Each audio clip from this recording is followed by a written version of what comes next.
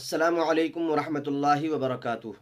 محترم ناظرین و سامعین، آیت الکرسی ہم میں سے اکثروں کو یاد ہوتی ہیں، لیکن بہت کم ایسے احباب ہیں جن کو آیت الکرسی کے فضائل، اس کے برکات اور اس کے ثمرات، ان چیزوں سے وہ واقف ہوں گے۔ تو آج آیت الکرسی کے فضائل آپ حضرات کے سامنے مختصر انداز میں پیش کیے جائیں گے۔ آپ حضرات سنیں اور سن کر کے عمل کرنے کی کوشش کریں۔ لکھا ہے کہ یہ آیت قرآن کریم کی عظیم ترین آیتوں میں سے ایک آیت ہے۔ احادیث میں اس کے بڑے فضائل اور برکات مذکور ہیں۔ مسند احمد کی ایک روایت میں جناب محمد رسول اللہ صلی اللہ علیہ وسلم نے اس کو سب آیات سے افضل فرمایا ہے۔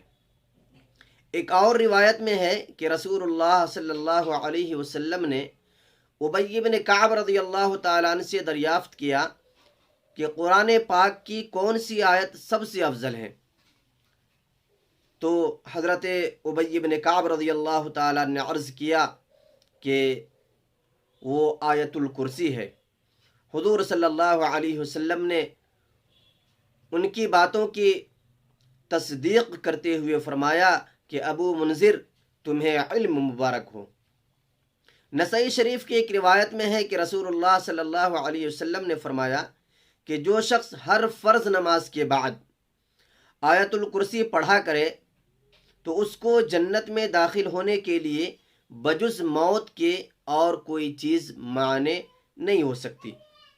حضرت ابو ہریرہ رضی اللہ تعالیٰ عنہ فرماتے ہیں کہ رسول اللہ صلی اللہ علیہ وسلم نے فرمایا کہ سورہ بقرہ میں ایک آیت ہے جو سیدہ آیت القرآن ہے، وہ جس گھر میں پڑھی جائے شیطان اس گھر سے نکل جاتا ہے، بھاگ جاتا ہے۔